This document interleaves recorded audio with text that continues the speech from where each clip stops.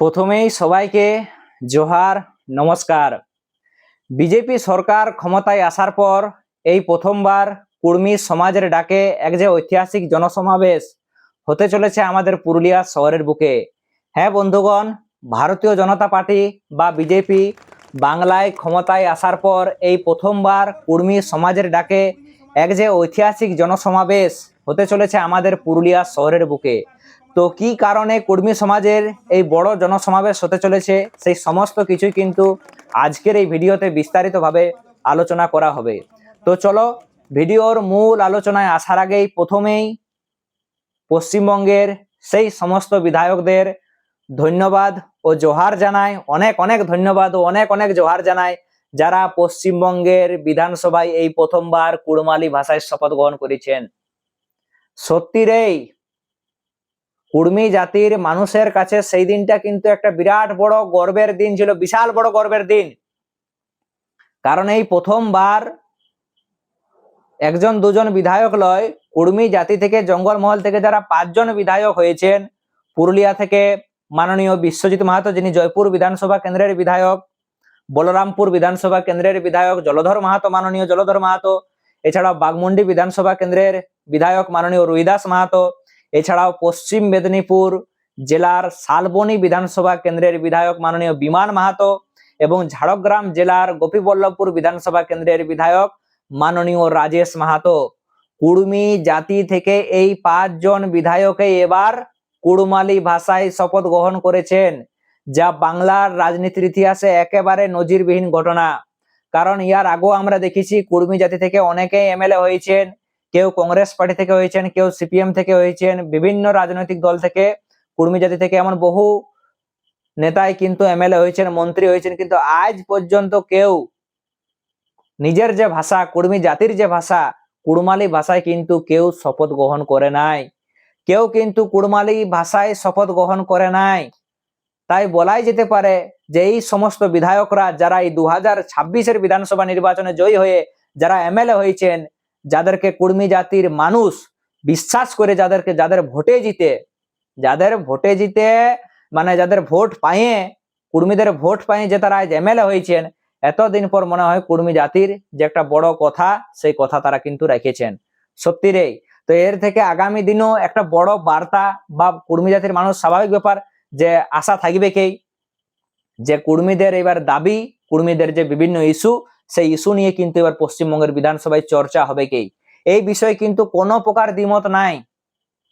কারণ আমরা সকলেই কম বেশি জানি যে কুড়মালি ভাষায় শপথ গ্রহণ করার ক্ষেত্রেও কিন্তু বেশ কিছু সমস্যা দেখা দিয়েছিল। সেটা আমরা সকলেই মোটামুটি কম বেশি সোশ্যাল মিডিয়াতে লক্ষ্য করেছি কি করি নাই, সকলেই কম বেশি লক্ষ্য করেছি। কিন্তু সেই সমস্ত বাধা অতিক্রম করে কুর্মী জাতি থেকে যারা এমএলএ জয়ী হয়েছেন, তারা সকলে কিন্তু কুড়মালি ভাষায় শপথ গ্রহণ করেন, বুড়া বাপের নামে শপথ গ্রহণ করেন এবং জয় গোরামের স্লোগান তুলেন। তো যেই দিনটা তারা শপথ গ্রহণ করেছিলেন, সেই দিনটা নিশ্চয়ই কুর্মী সমাজ, কুর্মী জাতির মানুষের কাছে একটা বিরাট বড় গর্বের দিন। মানে কুর্মী জাতির মানুষ হিসাবে আমি তো বিশেষ করে এটা খুবই গর্বিত। কারণ এই প্রথমবার কোন বিধায়ক কুড়মালি ভাষায় শপথ গ্রহণ করলেন, বুড়া বাপের নামে শপথ গ্রহণ করলেন এবং জয় গোরাম স্লোগান ওনারা বিধানসভাতে রাখলেন। তো আগামী দিনে তো আমি 100% নিশ্চিত বলতে পারি যে এই যে সমস্ত কুর্মী থেকে যে সমস্ত এমএলএরা কুড়মালি ভাষায় শপথ গ্রহণ করেছে বিধানসভা কেন্দ্রে, তারা আগামী দিনে অবশ্যই কিন্তু কুর্মীদের বিভিন্ন ইস্যু, বিভিন্ন দাবি দাবা নিয়ে কিন্তু চর্চা করবে কি। এই ব্যাপারে কিন্তু কোনো প্রকার দ্বিমত নাই। জঙ্গলমহল শুধুমাত্র কুর্মী জাতিই নয়, জঙ্গলমহলের বিভিন্ন ইস্যু, বিভিন্ন সমস্যা নিয়ে তারা এবার বিধানসভায় গর্জে উঠবে, দেখে নেবেন সকলেই। তো যাই হোক, এবার ভিডিওর একেবারে মূল আলোচনায় আসি। তো মূল আলোচনাটা আমাদের কি নিয়েছিল না, বিজেপি সরকার ক্ষমতায় আসার পর কুর্মী সমাজের একটা ঐতিহাসিক জনসভা, সেই ঐতিহাসিক জনসভা হতে চলেছে পুরুলিয়া শহরের বুকে। তো এখন অনেকেরই প্রশ্ন থাকতেই পারে যে কি কারণে এই যে বড় ঐতিহাসিক জনসভার ডাক দেওয়া হয়েছে। তো বলে রাখি যে বেশ কিছুদিন আগে আদিবাসী কুর্মী সমাজের একটা জেলা সম্মেলন হয় পুরুলিয়া শহরের যে সাহেব বাঁধের পাশে যে গরামথার রয়েছে, সেখানে একটা জেলা সম্মেলন হয় এবং সেই জেলা সম্মেলনে দেখা যায় উপস্থিত ছিলেন আদিবাসী কর্মী সমাজের যিনি মুখ্য উপদেষ্টা মূলমান্তা রয়েছেন মাননীয় অজিত প্রসাদ মাহাতো। এছাড়াও দেখা যায় চারিগুরু সন্তোষ কাটিয়ার মহাশয়, তালেবর শশাঙ্ক শেখর মহাশয়। এছাড়াও দেখা যায় জেলার সমস্ত নেতৃবৃন্দ যুধিষ্ঠির মাহাতো থেকে শুরু করে যিনি রাজ্য কমিটির যুব নেতা রয়েছেন, এছাড়াও ব্লক কমিটি থেকে জেলা কমিটির প্রায় সকল নেতৃত্বেই কিন্তু সেই দিনকের জেলা সম্মেলনে উপস্থিত ছিলেন। এবং সেই জেলা সম্মেলন থেকে একটা বড় সিদ্ধান্ত নেওয়া হয়। কি সিদ্ধান্ত নেওয়া হয়? যে আগামী 24 তারিখে কি করা হবে না, একটা ঐতিহাসিক জনসভা করা হবে। সেই জনসভাটা কোথায় হবে না, পুরুলিয়া শহরের বুকে যে নতুন বাস স্ট্যান্ড সংলগ্ন এলাকা রয়েছে, অনেকেই যারা বুঝতে পারছেন তাদেরকে একটা কথা বলে রাখি যে 2025 সালে 8ই অক্টোবর আদিবাসী কর্মী সমাজের ডাকে পুলিশি সন্ত্রাসের প্রতিবাদে একটা প্রতিবাদ সভা হয়েছিল যে জায়গাতে, সেই জায়গাতেই এই যে বিরাট জনসভা, সেই জনসভার ডাক দেওয়া হয়েছে। আর এই সভাটার মূল উদ্দেশ্য হলো সম্বর্ধনা দেওয়া। জঙ্গলমহল থেকে বিশেষ করে কর্মী বহুল এলাকা থেকে যে সমস্ত এমএলএরা জয়ী হয়েছেন তাদেরকে এক যে বিরাট সম্বর্ধনা, সে সম্বর্ধনা দেওয়া হবে। এবং এই মিটিং এর সবচেয়ে বড় বিষয়, সেই বিষয়টা কি না, এই সম্বর্ধনা সভাতে আসতে চলেছেন পশ্চিমবঙ্গের মুখ্যমন্ত্রী মাননীয় শুভেন্দু অধিকারী মহাশয়। উনি কিন্তু উপস্থিত থাকবেন এই বিরাট কুর্মী সমাজের এই জনসভাতে। যা বলাই যেতে পারে যে কুর্মী সমাজের যে সমস্ত জনসমাবেশ বা ঐতিহাসিক সমাবেশগুলি আমরা এতদিন ধরে দেখি, এই সমাবেশ কিন্তু একেবারে ব্যতিক্রম বা আলাদা হইতে চলেছে, একেবারে আলাদা হইতে চলেছে। কারণ এতজন বিধায়ক প্লাস রাজ্যের মুখ্যমন্ত্রী উনি উপস্থিত থাকতে চলেছেন এই বিরাট ঐতিহাসিক জনসমাবেশে। এবার প্রশ্ন হচ্ছে যে সম্বর্ধনা কেন দেওয়া হবে না, বিষয়টা হলো যে 2026 বিধানসভা ভোটের আগে, বিশেষ করে যারা আমার ভিডিও কন্টিনিউ বা মাঝে মধ্যে দেখো তারা সকলে হয়তো কম বেশি জানো যে বিধানসভা ভোটের আগে কর্মী সমাজের মুখ্য উপদেষ্টা একটা বড় বার্তা দিয়েছিলেন। সে বার্তাটা কি না, যেহেতু তৃণমূল কংগ্রেস দীর্ঘ 15 বছর ধরে ক্ষমতায় থাকার পরও তারা কর্মী জাতির যে মেন ইস্যু বা যে মূল দাবি রয়েছে সেই দাবি নিয়ে কোনো প্রকার মাথা ঘামায় নাই, তাই 2026 বিধানসভা নির্বাচনে তৃণমূল কংগ্রেসকে কিন্তু কোনো প্রকার ভোট লয়, পুরাপুরি ভাবে জঙ্গলমহল থেকে তৃণমূলকে উৎখাত করব, তৃণমূলকে সাফ করব। নো ভোট টু টিএমসি র ডাক দিয়েছিলেন আদিবাসী কর্মী সমাজের মূল মান্তা অজিত মাহাতো। ঠিক তারপরে দেখা যায় যে ওনার এই বক্তব্যকে ঘিরে বিভিন্ন তর্ক বিতর্ক, আলোচনা সমালোচনা কিন্তু আমাদের জঙ্গলমহলের রাজনীতিতে শুরু হয়। তবুও কিন্তু উনি ওনার যে নিজের সিদ্ধান্ত, সেই সিদ্ধান্তে অনড় থাকেন। এবং উনি যে সর্বশেষ সিদ্ধান্ত নিয়েছিলেন বিধানসভা ভোটের আগে, সেই সিদ্ধান্তটা কি ছিল না, 2026 এই বিধানসভা নির্বাচনে কর্মী সমাজকে উনি সরাসরি ভারতীয় জনতা পার্টি বা বিজেপিকে সমর্থন করার কিন্তু উনি আহ্বান জানান। শুধুমাত্র আহ্বান জানানোই নন, দেখা যায় কর্মী সমাজের, বিশেষ করে আদিবাসী কর্মী সমাজের যে সমস্ত নেতৃত্ব বর্গরা ছিলেন তাদের সাথে, এবং জেলার যে সমস্ত বিশেষ করে যারা দেখা যায় বিজেপির প্রার্থী ছিলেন, ভারতীয় জনতা পার্টির যারা প্রার্থী ছিলেন, বিজেপির যারা উচ্চ নেতৃত্ব ছিলেন তাদের সাথে উনি কিন্তু বৈঠক করেন।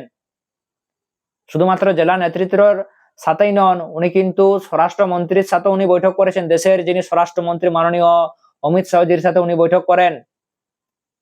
এবং এখানে একটা বড় প্রতিশ্রুতি দেওয়া হয় যে রাজ্যে যদি বিজেপি ক্ষমতায় আসে তাহলে কুর্মীদের যে একটা বহুদিনের দাবি, একটা যে দীর্ঘদিনের দাবি কুড়মালি ভাষা, সেই কুড়মালি ভাষাকে 8ম তফসিলের অন্তর্ভুক্ত করা হবে। তো এই যে বিভিন্ন কর্মী জাতির মধ্যে বা কর্মী জাতির কাছে এই যে একটা প্রতিশ্রুতি দেওয়া হয় ভারতীয় জনতা পার্টির পক্ষ থেকে, তার থেকেই বলা যায় যে আদিবাসী কর্মী সমাজের মুখ্য উপদেষ্টা সরাসরি বিজেপিকে সমর্থন করার কথা ঘোষণা করে। এবং ভোটে দেখা যায় যে কর্মী সমাজের একটা বড় অংশের ভোট, কর্মী সমাজের একটা বড় অংশের ভোট কিন্তু এবার সরাসরি বিজেপির দিকে যায়। জঙ্গলমহলে বিশেষ করে যে সমস্ত প্রায় বলা যেতে পারে 20টি কর্মী বহুল যে সমস্ত বিধানসভা রয়েছে, তার মধ্যে খড়গপুর গ্রামীণ বাদে সকল বিধানসভা কেন্দ্রে কিন্তু বিজেপি বা ভারতীয় জনতা পার্টি কিন্তু বিপুল ভোট পেয়ে জয়লাভ করে, ব্যাপক ভোট পেয়ে কিন্তু বিজেপি জয়লাভ করে। এবং খড়গপুর গ্রামীণ, সেই গ্রামীণে তৃণমূল কংগ্রেস, সেই বিধানসভা কেন্দ্রে তৃণমূল কংগ্রেস জয়লাভ করলেও একটা বিষয় লক্ষ্য করা যায়, সেই খড়গপুর গ্রামীণ বিধানসভা কেন্দ্রে যে সমস্ত বুথগুলি বা যে সমস্ত অঞ্চলগুলি কর্মী বহুল বুথ বা কর্মী বহুল অঞ্চল ছিল, সেই অঞ্চলগুলিতে কিন্তু বিজেপি বা ভারতীয় জনতা পার্টি লিড দেয়। এর থেকে তো একটা বিষয় পরিষ্কার যে জঙ্গলমহলে বিজেপির যে এত বড় জয়, সেই জয়ের পেছনে যদি কেউ নির্ণায়ক শক্তি হয়ে থাকে, কোন জাতি যদি নির্ণায়ক ভূমিকা পালন করে থাকে, তা হলো কিন্তু কুর্মীরা, তা হলো কিন্তু কুর্মী জাতির মানুষেরা, কুর্মী ভোটাররা কিন্তু বিজেপির এই জঙ্গলমহল জয়ে কিন্তু একেবারে নির্ণায়ক ভূমিকা পালন করেছে। এই ব্যাপারে কিন্তু কোনো প্রকার দ্বিমত নাই। তাই আদিবাসী কর্মী সমাজের মুখ্য উপদেষ্টা জঙ্গলমহলের সমস্ত যারা এমএলএ রয়েছেন তাদেরকে উনি এক সম্বর্ধনা দিতে চান সেই বিরাট জনসভার মধ্য দিয়ে। আর তাই উনি সমগ্র কর্মী সমাজের মানুষকে আহ্বান জানিয়েছিলেন যে আগামী 24 তারিখে এই জনসভাতে আসার জন্য বা অংশগ্রহণ করার জন্য। তবে দেখা যায় সেই মিটিং এর পরেই মানে গতকাল থেকে আমরা দেখি বিভিন্ন একটা মানে পোস্ট, সকলে হয়তো ইতিমধ্যে কম বেশি লক্ষ্য করেছো, যে 24শে মে যে তারিখটা বেশ কিছুদিন আগে জেলা সম্মেলন থেকে নির্ধারণ করা হয়েছিল, সেই তারিখটার পরিবর্তন করা হয়। পরিবর্তন করার কারণ কি না, এখানে সেই দিন পশ্চিমবঙ্গের যিনি মুখ্যমন্ত্রী রয়েছেন মাননীয় শুভেন্দু অধিকারী মহাশয়, সেদিন ওনার অন্য কাজ রয়েছে বা অন্য জায়গাতে ওনার মিটিং রয়েছে, তাই উনি সেদিন আসতে পারবেন না। তাই আগামী দিনে এই 24শে মে ডেটটা বাতিল করা হয়। আগামী দিনে মুখ্যমন্ত্রীর তরফ থেকেই একটা ডেট দেওয়া হবে এবং সেই ডেট অনুসারেই কিন্তু মিটিং হবে, যা পরবর্তী সময়ে কি করবে না, আদিবাসী কর্মী সমাজের মুখ্য উপদেষ্টা অজিত প্রসাদ মাহাতো উনি সাংবাদিক সম্মেলন করে পুরো বিষয়টা কিন্তু সকলকে জানিয়ে দিবেন। অর্থাৎ 24শে মে যে জনসভাটি হওয়ার কথা ছিল সেই জনসভা আপাতত বাতিল। আগামী যে ডেট সেই ডেট কিন্তু পরবর্তী সময়ে আদিবাসী কর্মী সমাজের মুখ্য উপদেষ্টা অজিত প্রসাদ মাহাতো উনি কিন্তু সাংবাদিক সম্মেলন করে পুরো বিষয়টি কিন্তু সকলকে জানিয়ে দিবেন। তো যাই হোক বন্ধুগণ, এই ছিল আজকের ভিডিওর মূল আলোচনার বিষয়। তবে এবার দেখার বিষয় রয়েছে কর্মী সমাজের যে ঐতিহাসিক জনসভা হতে চলেছে, যে জনসভাতে উপস্থিত থাকবেন পশ্চিমবঙ্গের মুখ্যমন্ত্রী মাননীয় শুভেন্দু অধিকারী মহাশয়, উনি কর্মী জাতির উদ্দেশ্যে উনি কি বার্তা দেন সেই দিকেও কিন্তু তাকিয়ে রয়েছে জঙ্গলমহলের সমগ্র কর্মী সমাজের মানুষেরা। তো যাই হোক, এই বিষয়ে তোমাদের নিজস্ব কি ব্যক্তিগত মতামত রয়েছে, অবশ্যই তোমরা তোমাদের ব্যক্তিগত মতামত কিন্তু নিচে কমেন্ট বক্সে কমেন্ট করে লিখে জানাবে। ততক্ষণ অবধি সবাইকে জোহার, নমস্কার জানিয়ে আজকের মতো আলোচনাটা এখানেই সমাপ্ত করছি।